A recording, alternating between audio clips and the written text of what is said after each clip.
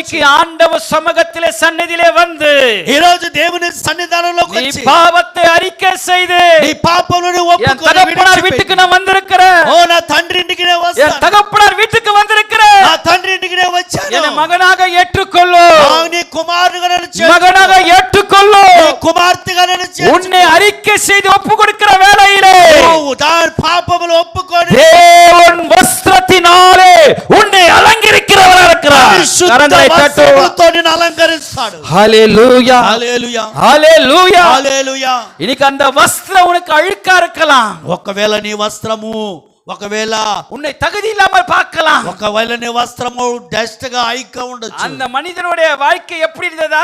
ఆ మనిషి యొక్క జీవితం ఎలాగున్నదంట, பன்றி தின்ற தீவனம் சாப்பிட ஆசையா ఓ இருந்ததா?